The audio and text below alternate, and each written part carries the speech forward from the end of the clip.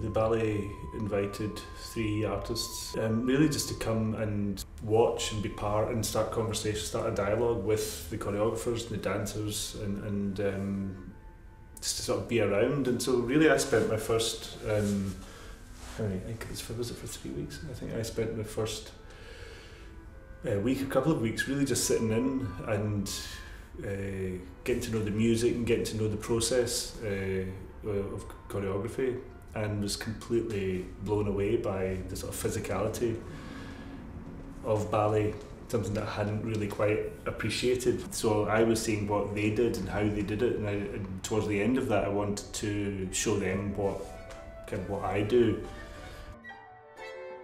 The piece of music that the choreography was based upon was a Steve Reich piece of music.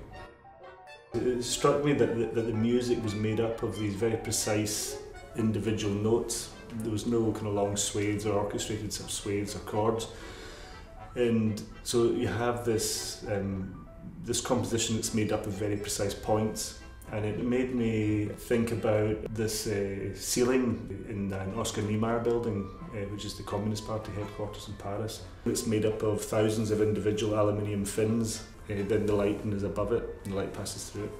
And it's an amazing thing, very unusual. In the last week I went back to my studio and I wanted to make a set, in relation to what I'd been experiencing here. I began to make a kind of version of this ceiling, but using these shapes and forms that I'd been kind of using in my own work.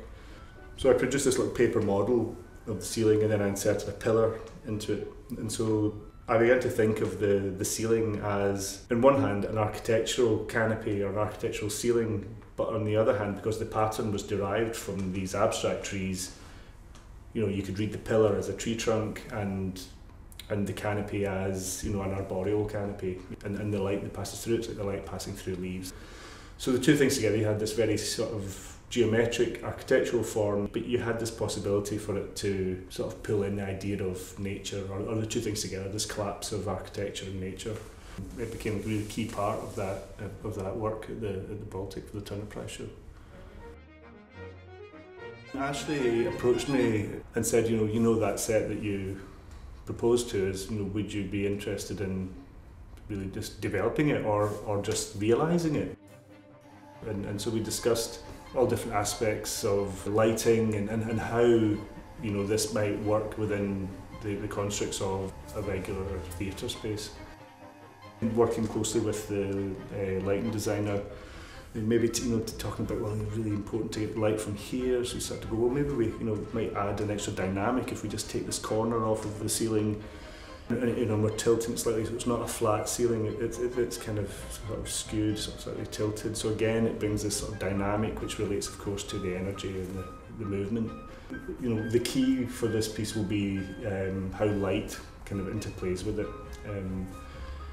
because the light can pass through, but it's such a complex kind of form, the ceiling, that it creates all sorts of shadows and reflections and so on. So it's something that now we really need to start to really build on that and really make this another dynamic element, as well as the dancers, like almost like another dancer or something, so it's really a kind of interplay between the two.